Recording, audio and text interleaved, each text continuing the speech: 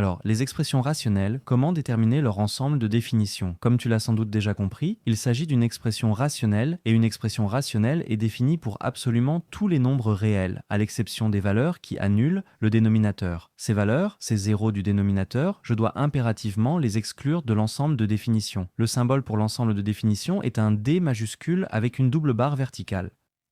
Alors, tu prends le plus grand ensemble de nombres que tu connais. Pour moi, en huitième année, ce sont les nombres rationnels. Et cela signifie que c'est 100, donc c'est l'ensemble de la différence. Et nous devons maintenant enlever les zéros du dénominateur.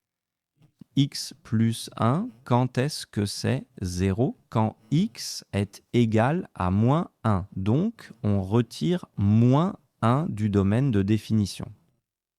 Exemple 2. Ici, le dénominateur est un produit et ici, nous avons besoin du théorème du produit nul. Ein soll plus das que un produit es wohl ein stock au moins un de ses facteurs es wohl ein zero. Alors, l'ensemble de définitions de cette fonction, ce sont toutes les nombres rationnels, à l'exception de certaines valeurs. Pour déterminer ces valeurs, nous devons nous demander quand est-ce que le premier facteur, c'est-à-dire la première parenthèse, devient-il égal à 0. Cela se produit lorsque x est égal à moins 2. Et ensuite, pour la deuxième parenthèse, le deuxième facteur, il devient nul lorsque x est égal à 5. En cours, on m'a encore demandé si ces nombres devaient être classés par ordre de grandeur. Ce n'est pas le cas, car c'est simplement un ensemble. Ils n'ont pas à être triés. D'accord, troisième exemple, x moins 4, le tout au carré, quand le dénominateur est-il nul si x est égal à 4. Donc, le domaine de définition, ce sont tous les nombres rationnels, sauf 4.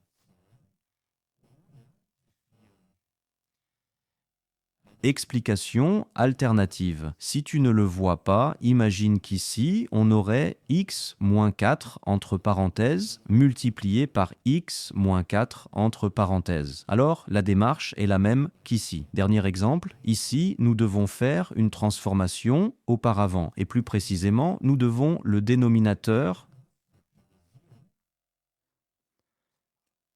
Pour le dire plus simplement, c'est transformer la différence en un produit en mettant x en facteur.